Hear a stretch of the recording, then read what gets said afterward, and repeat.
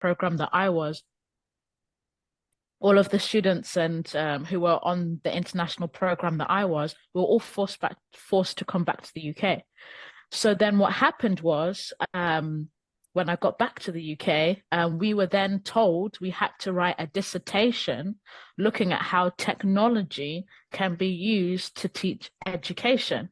So that was how I got introduced into technology. Basically, I was basically looking at how you can use virtual reality to teach STEM subjects. So that was my first introduction into the world of technology. I thought, oh, this is really cool.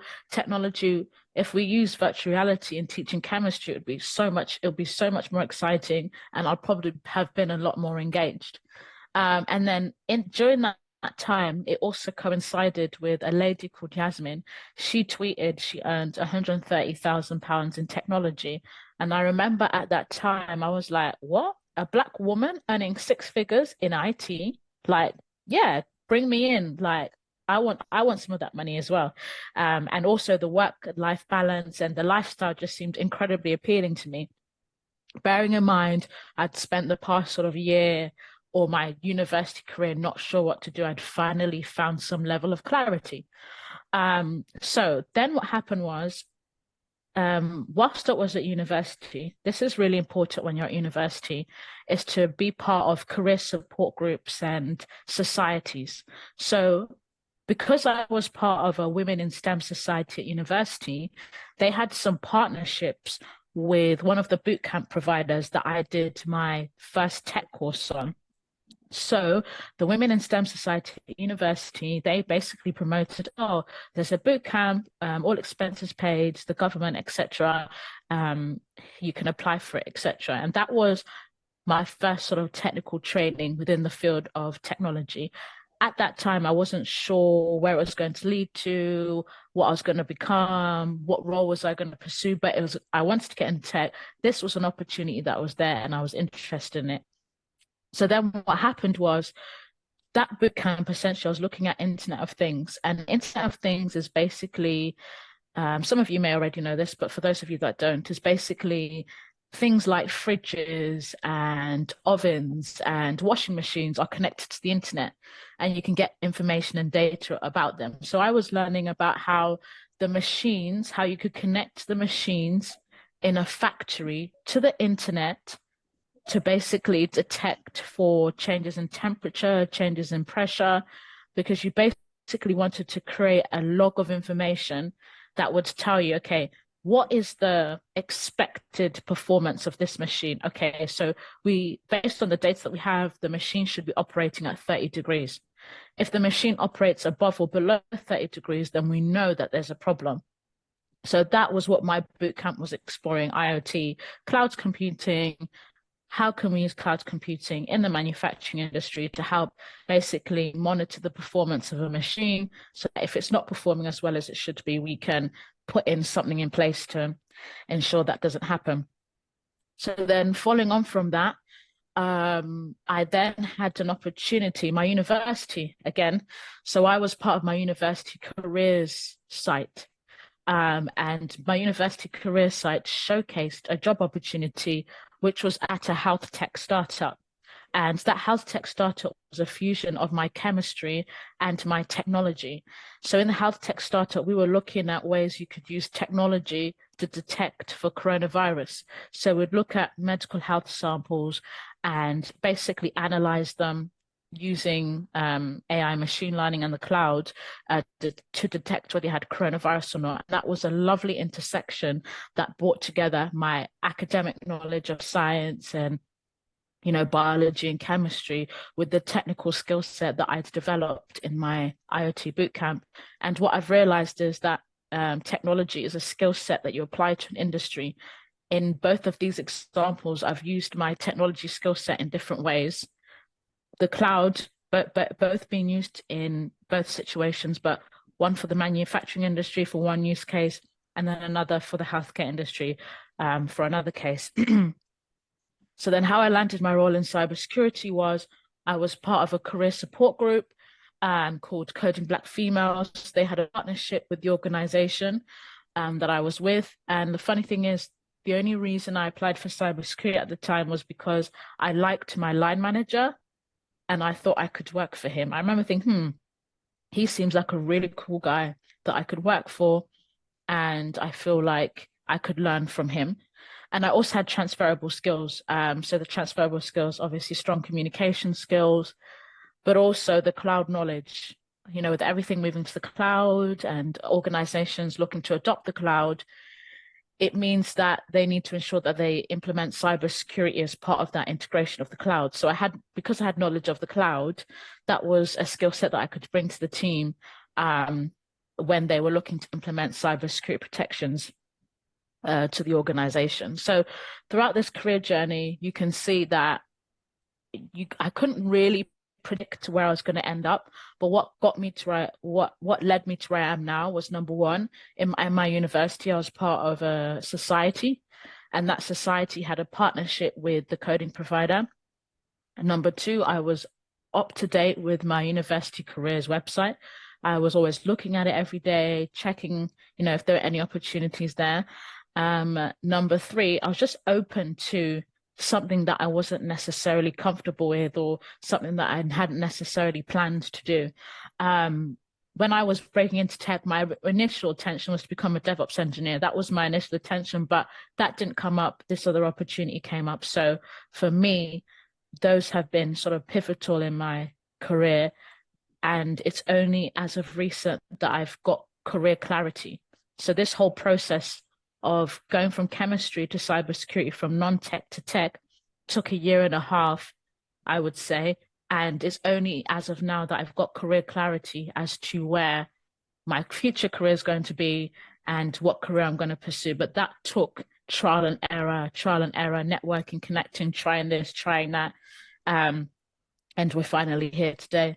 So in summary, the things that I've learned are: tech is a skill set that you apply to an industry.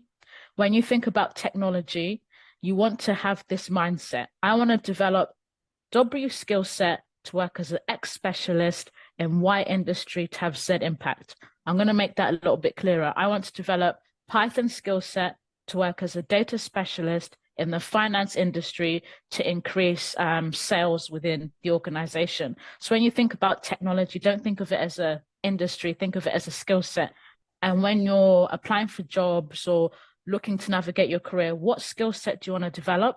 What area of technology would you like to specialize in, and what industry, and what impact could that have? For example, if you wanted to work in healthcare, you might say, I want to work as want to develop Python skill set, a coding skill set, to work as a data specialist in the healthcare industry to help analyze patient data and provide the best solutions for our patients. So that's the mindset I have. Another really important thing is that destiny helpers and your network is so important. There's a few people that were pivotal to my success. Yasmin, the one who tweeted the £130,000 salary, and also the networks that I had, Coding Black Females, the Women in STEM Society, all of those collectively were destiny helpers. Your network is just that one person who has an opportunity or a connection that could change your life. Remaining consistent and disciplined throughout your journey. People give up after 6 months or 7 months. My journey took a year and a half, and this is not even including the 3 years that I spent at university studying chemistry. But being consistent, staying motivated, and not giving up and being open to things changing is what led to me having relative career stability. And the reality is, when you start your career, you may not start doing what you like. Where you are now is a stepping stone to where you will be and where you want to be. So when you start out your career, you might not get the desired job, you might not get the desired salary, you might not work in the desired industry, but it's a stepping stone to get you one step closer to where you need to be. So that's just a summary of the lessons learned from my squiggly career. And then I'm going to give a bit more practical advice to help you on that, navigating your career search. So with regards to career advice, so what I've noticed is that there's variation in job titles for the same skill set. So for my job, I am known as a cybersecurity engineer in one company. In another company, I'm known as a WAF engineer. In another company, I'm known as a bot engineer. In another company, I'm known as an Akamai engineer. even though I'm doing the same skill set, there is a variation in job titles. This can be between different companies and even within the same company. So within the same company, you could be doing the same thing, but being called something else. And within industry and between different companies, it's the same thing. So what I would say, advise you do, is start looking for variations in job titles utilizing your skill set. So in the screenshot that I've shown on the right, what I've done is I've looked for jobs that specifically say, look for jobs that have the keyword SQL and Python. And it's basically using Boolean string. Boolean string essentially helps you find jobs based on specific keywords. It's not just LinkedIn. You can apply this to Indeed or Reed. So this example, I used SQL and Python, and look at the variation in job titles that came up: actuarial transformation consultant, data engineer, trading application, digital marketing insights, data engineer. And as you can see, all of them require some with Python and SQL. So for those of you who are, I believe the data scientist or aspiring data science or aspiring data specialist, don't necessarily look for jobs that specifically say data scientist or data analyst. Look for jobs that want your skill set, because oftentimes they'll be a lot less competitive to get into, but also it will open you up to a breadth and a world of opportunity. And the reason why I say this is because recruiters are looking for you based on skill set more than job title. So a recruiter call me and say, oh, I see that you have WAF experience and you have bot experience and you have Akamai experience. We've got an opportunity. We have a client who wants those exact skill set. So recruiters, when they're looking through a CV database, they're looking for people with the skill set that they want, not necessarily the job title. And then also, whilst you're doing that, whilst you identify different varying job titles or search for jobs based on Boolean string, look out for recruitment agencies, because what will happen is when they show you jobs, they'll show you the companies that are hiring, but they'll also show you the recruitment agencies that are hiring for clients. So what I like to do is make a note of the companies that are hiring for my particular skill set, but also the recruitment agencies that are hiring for that speciality. Because then you can contact the recruitment agency, send them your CV directly and say, oh, I saw this job being advertised. Are there any other similar roles, or are there any other of your clients that are looking for people with this particular skill set that I have?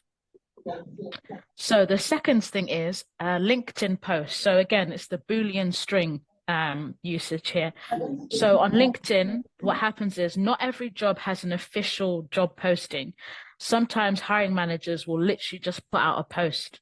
So what I like to do is say, search for posts that say hiring for and data science. And then what you'll see on the right here, as you can see, someone has said, we're looking for a senior Rust developer, and they need Python experience. The one on the bottom, we're hiring for someone with Python experience, etc., etc. So what that does is it shows you posts made by recruiters and hiring managers, but also it means that now you can directly contact and connect with the person who's making that post. So, hi, thank you for this post. I've just sent a connection and DM, please review my request. And that's how you can get to them directly. So with regards to your CV, 1 second. So with regards to your CV, this is just a draft template. So the way I do my CV is a little bit different. So with my CV, obviously I have my name, location, number, etc., etc. But in the about me stage, I just cut straight to the chase. I don't say I'm hardworking, I'm motivated, I'm determined. No. If I'm reading a job description or the Python developer, Rust, Golang, I say, my name is Yemurai and I'm an esteemed Python and SQL developer. I have applied my Python and SQL skills in a variety of projects, including X, Y, Z. So you just don't say the motivation and stuff. They're literally looking for the keywords. Can you do the job or not? In the interview, that's when they'll be able to suss out whether you are motivated and hardworking. What I also like to do is in the About Me section, write your tech stack. Is it Python, supervised learning, unsupervised learning, Jupyter Notebook? Again, to re-emphasize your ability to, be a Python coder. Another thing, my CV is a little bit unconventional, not norm, is that I like to put my certifications in this table. I've kind of hid the lines. But also, most importantly, in the first page, I like to say data science project. So what I will do is in the description, if they want someone who's worked on Python, SQL, or whatever, I would say name 3 projects and how you use Python, SQL, or whatever coding language it was to perform the task at hand. So then it's right there in front of the recruiter, because what happens is the hiring manager and the recruiter, they need to make a decision in the first, they're going to make a decision in the first 10 seconds. So if you put it in there, they want Python, SQL, whatever. In the first 10 seconds, they need to be able to see Python, Python, Python, Python, Python listed in the About Me, certifications, in the data science project. So my CV is a little bit different, but I think it works well in terms of in the first 30 seconds, you get what you need.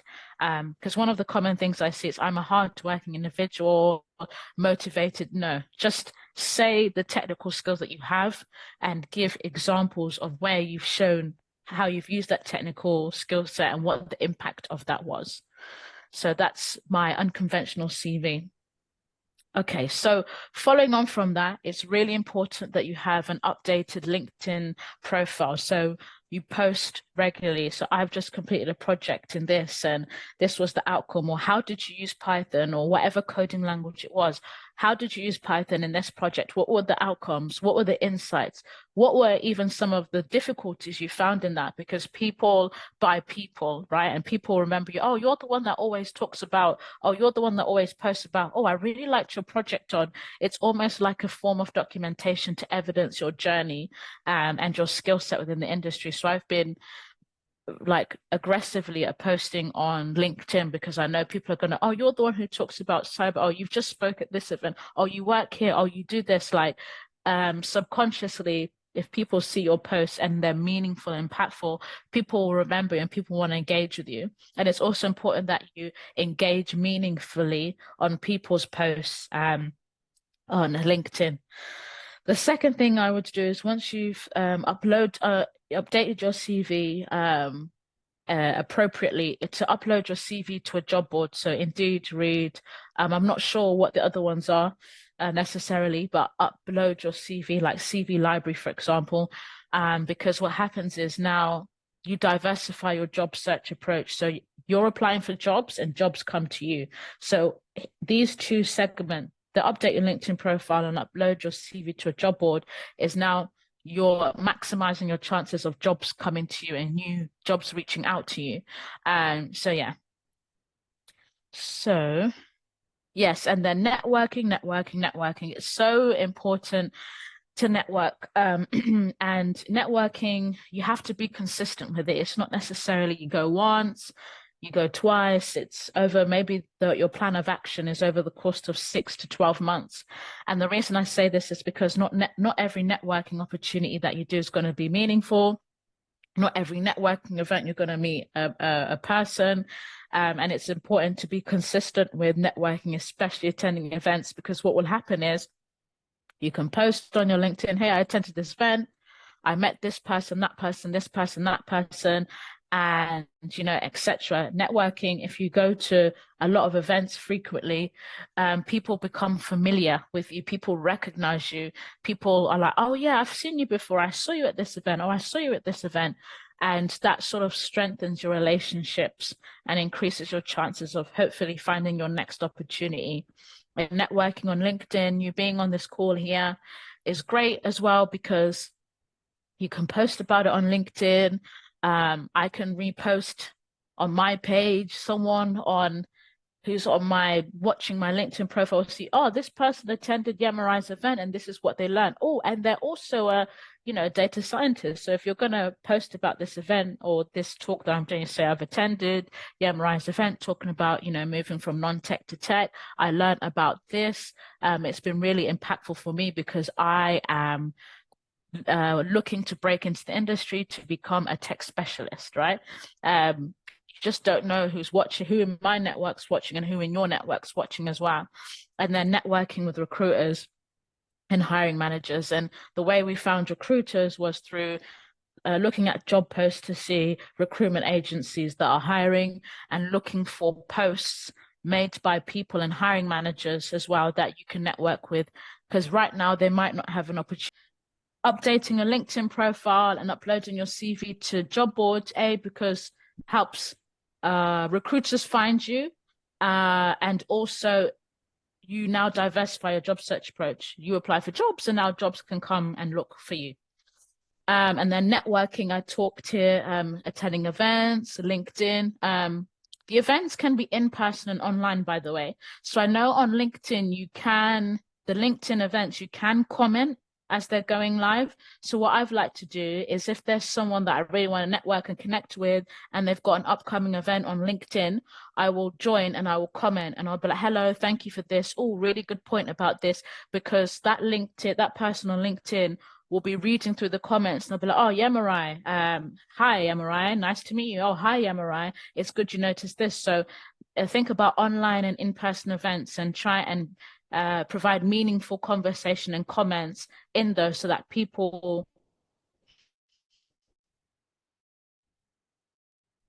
when you connect with them, you are at your, and then we talk.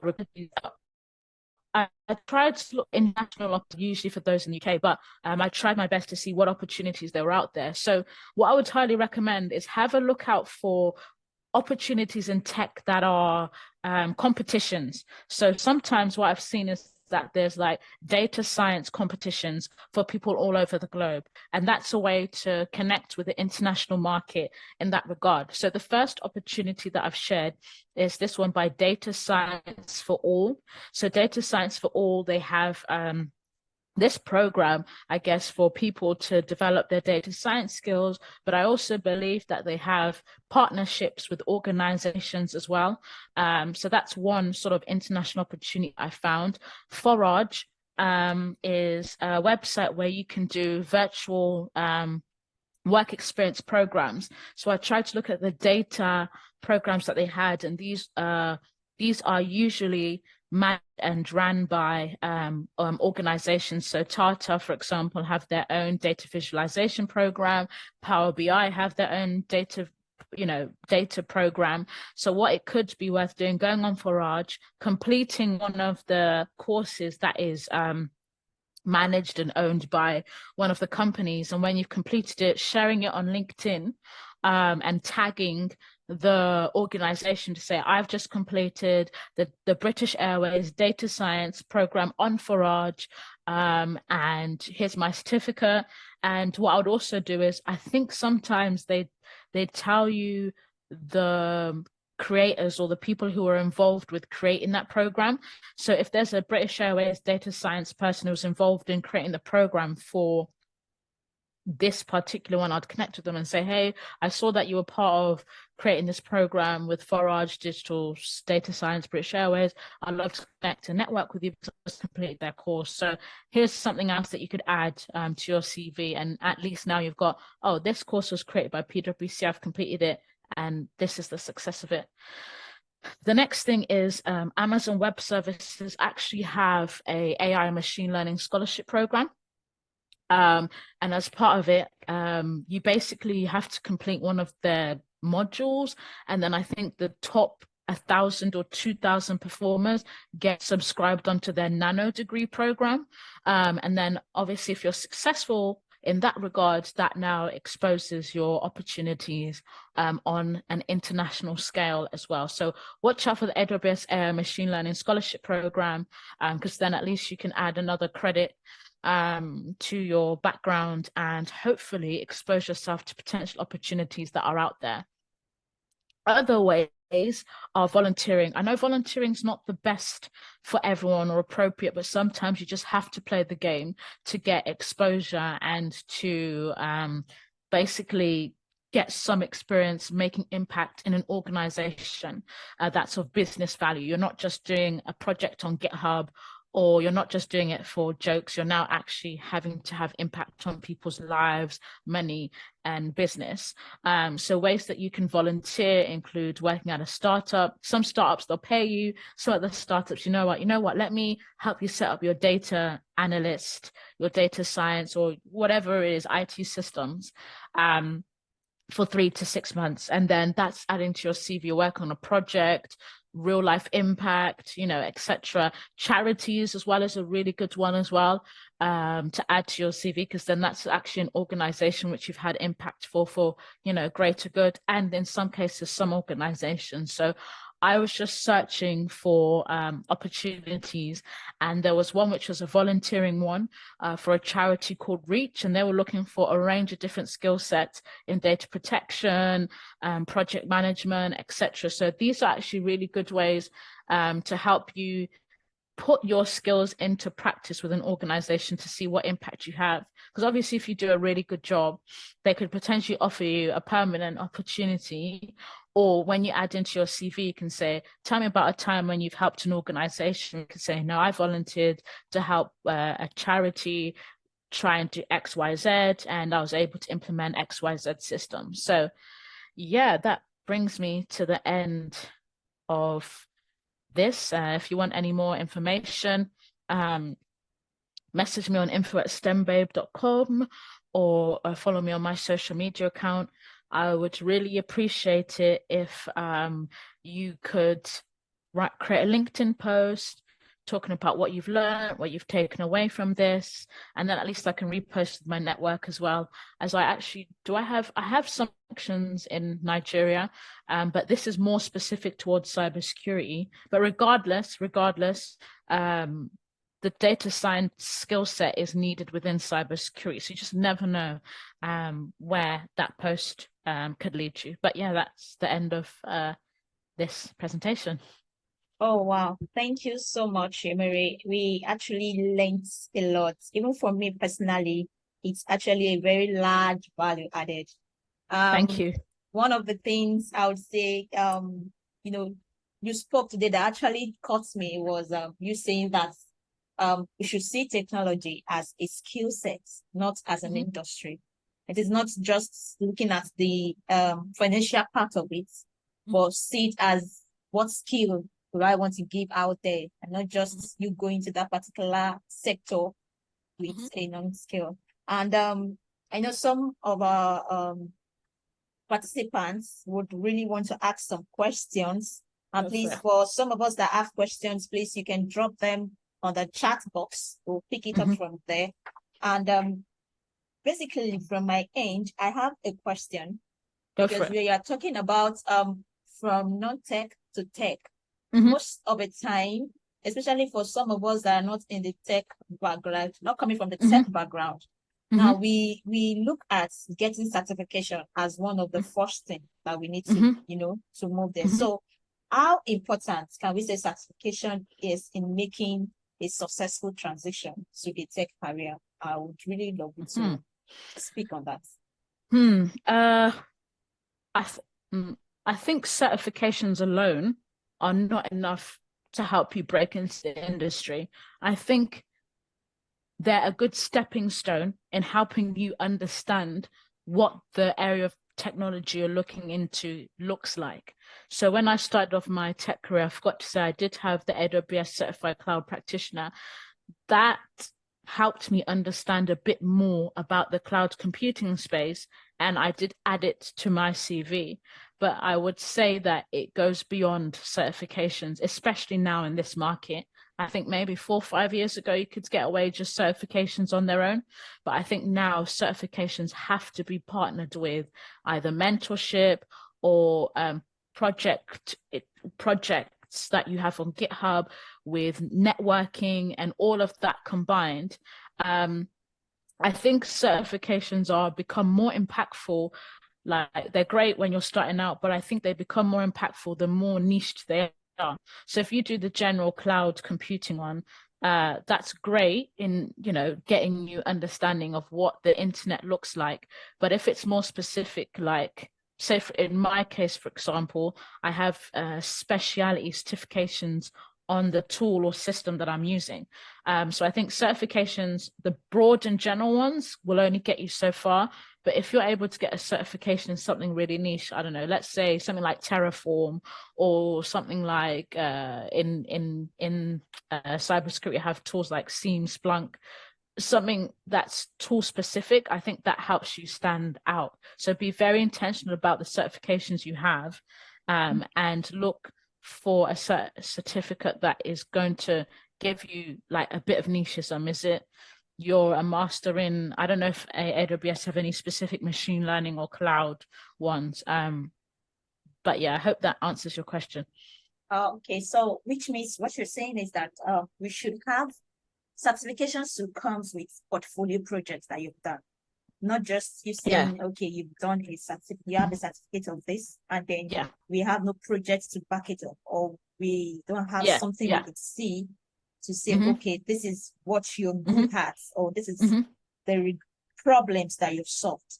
Yeah. I Uh, think when you're breaking in, the initials, when you're getting in, certifications alone will not help, will not be enough. They can be in some instances. Where I found that to be most impactful is if you're looking to get onto a boot camp. Let's say you want to get into a cybersecurity boot camp, for example, and you've done or apprenticeship or degree apprenticeship or master scholarship or something. If you've done a certification that sort of showcases your interest, that helps. But I think you always need to know in the back of your head, this certification alone will probably won't be enough for me to make that entry level or break into the industry immediately. It can do, but it's not necessarily a guarantee. But yeah, and also just some advice. If you put the certification in your CV, what I strongly recommend is pick out certain bits of that certification that relate to the job you're applying for. Because what happens is you just slap, like for example, if I did CompTIA Security Plus or AWS Cloud or AWS Certified Cloud Practitioner, and I'm applying for a DevOps role, for example, if you're able to say in the certification, I learned about something that could actually be useful in my role, it will help you stand out. So if there's a module specifically within certification that related to the job that you're applying for, try and highlight that and bring it out and say, I've studied for the AWS Certified Cloud Practitioner. Of particular interest to me was this module where we learned about that, because obviously with a lot of certifications, it's a memory game. So if you're able to tell me, oh, in this certification, I learned about AWS IoT, for example, and how it could be helpful, I think that could help you stand out if you are looking to get your certification to help you get a new job. Okay. Well, that's a very, very big answer anyway, because you're actually solving so many questions.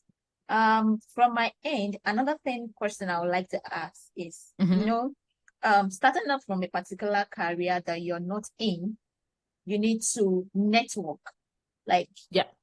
put in people that are in this sector that you want to go in. So, what networking strategies do you think that would make us, connect with professionals in these tech industries in order to be able to, because the truth is we have so many medium, of which LinkedIn is going a long way in helping us. Mm-hmm. Another way it's the medium platform. So is it of importance that okay, we get to network in Mm-hmm. order to move from the non-tech career to the tech career? Yeah. How I definitely think networking is super important. With regards to strategies, I think, oh, that's a good question. I think LinkedIn is obviously so powerful. So with LinkedIn, you can follow people who are thought leaders in the space that you're trying to break into, because they might share upcoming events, they might share thought-provoking posts, they might share, how LinkedIn connects everyone. So yeah. someone in their network might have something, they might share something in their network, and that exposes you to it. So strategies in that regard is following thought leaders, because they might post events. The people who comment and like on their posts as well are also people that you want to network and connect with. The second thing is obviously LinkedIn events. Have a look at upcoming LinkedIn events and who they're hosted by, especially those that are relevant. Because, like I said, you can comment on their posts as they're doing the event. For example, you can comment, you can ask questions, you can say, oh, we are, based DataLab based in Nigeria. This has been really useful. I'd love to connect or something like that. So people, online events, and also community groups as well. So there might be there might be, I know AWS has meetups or something like that. So good to find community groups, such as AWS Meetup. They might have one, they might have an Africa one, they might have a global one. So LinkedIn, in terms of the networking, you have people, have the events, and you have the community groups. And it's definitely worth having a look at community groups within your country and outside your country as well, because that way you get exposed to opportunities, events, and maybe jobs that could apply for. Also, what I found really useful as well, community groups. So I know mine's specific to cyber, but there's probably a data science related one. Is what's the data? Infosec.live. So infosec.live is a community with over 3,000 cybersecurity specialists. In that page, they have events. You can ask questions. You can get mentorship. So joining those programs has been useful. I know I mentioned the AWS Machine Learning and AI Scholarship. I wonder, there probably is a group for people who are on that journey together. That would be worth joining and being a part of, because maybe the organizers of that might say, oh, we've got an opportunity here, or we're hosting an event there, or something along those lines. Oh, wow. So, thank you so much. So, which means it's a necessity for us to be in at least one community that can associate Or with at our least. careers. At So, least, right. yeah. I'd say three. I'd Three. say maybe join a community group that is based on a technology. So it might be Azure, AWS, or Yeah. cloud, and then join maybe like a employee resource group like Blacks in Technology, and then join another one which is data science. So that's the first one would be a company specific group, which might be AWS meetups, whatever. The second one is, sort of ethnic minorities in tech or something. And then the third one might be a generic data science group. So there's so much you can play with when it comes to networking, and not just LinkedIn. I would check and Meetup as well, to see if there's any upcoming events which are virtual or in person. Okay. Wow. So this is really a very, very great opportunity to actually learn from you. It's really a big way. And I think from you talking about networking and getting to know you, I think the first step our participants will need to do is to go follow you on LinkedIn to get more information. Thank you so much for coming and gracing this webinar and adding values to us. And No worries. it's a great privilege to be among us. And also, thank you so much for creating time No to worries. be here. Yeah, all right. Thank you so much.